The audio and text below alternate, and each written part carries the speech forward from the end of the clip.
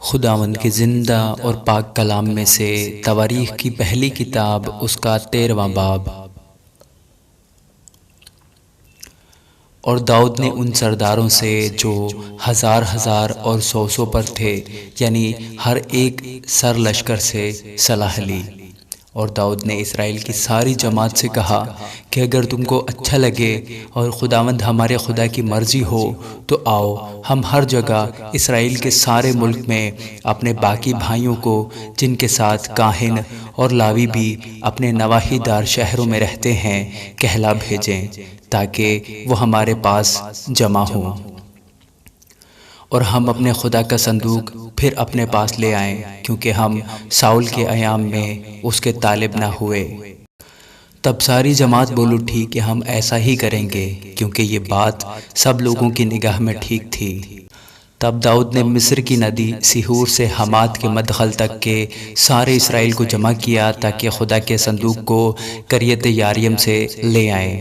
اور داؤد اور سارا اسرائیل بالے کو، یعنی کریت یاریم کو جو یہودا میں ہے، گئے تاکہ خدا کے صندوق کو وہاں سے لے آئیں، جو کروبیوں پر بیٹھنے والا خداوند ہے اور اس نام سے پکارا جاتا ہے۔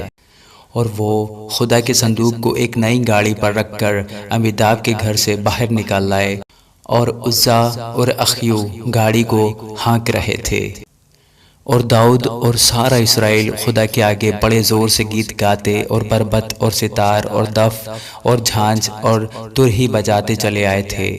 اور جب وہ کیدون کے کھلیان پر پہنچے تو غزا نے صندوق کو تھامنے کو اپنا ہاتھ بڑھایا، کیونکہ بیلوں نے ٹھوکر کھائی تھی۔ تب خداوند کا قہر غزا پر بھڑکا اور اس نے اس کو مار ڈالا، اس لیے کہ اس نے اپنا ہاتھ صندوق پر بڑھایا تھا، اور وہ وہیں خدا کے حضور مر گیا۔ تب داؤد اداس ہوا، اس نے کہا کہ خداوند غزا پر ٹوٹ پڑا، اور اس نے اس مقام کا نام پرز غزا رکھا جو آج تک ہے۔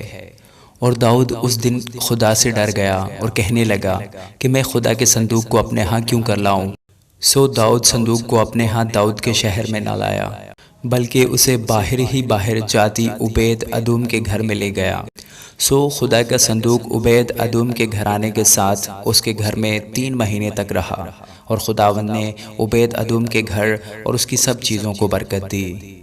آمین۔